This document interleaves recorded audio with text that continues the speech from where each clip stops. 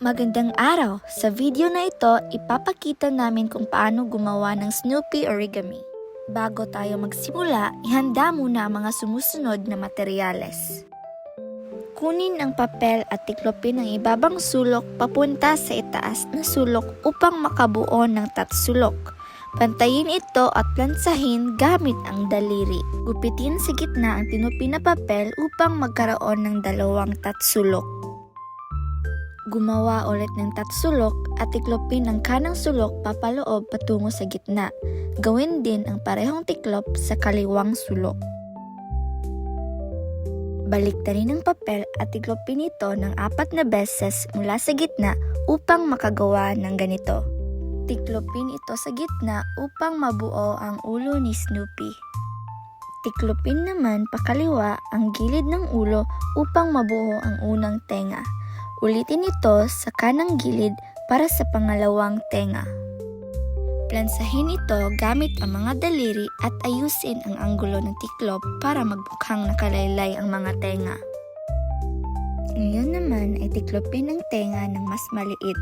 Gawin ito sa bawat tenga. Tiklopin ng 2 beses ang ibabaw na bahagi ng ulo upang mabuo ng hugis ng ulo ni Snoopy. Gamit ang pen o marker, iguguhit natin ang tenga, mata, at ilong ni Snoopy.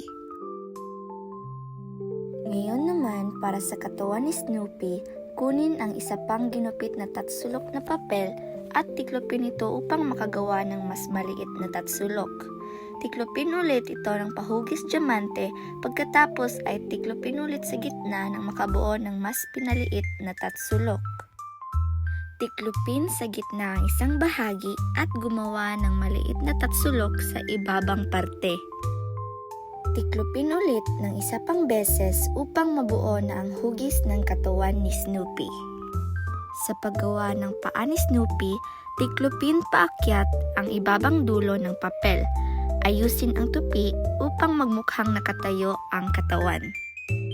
Gamit ang red ballpen, guhitan ng color sa leeg si Snoopy. Guguhitan din natin siya ng kamay at linya sa paa. Gamit ang glue, pagdugtungin ang ulo at katawan ni Snoopy.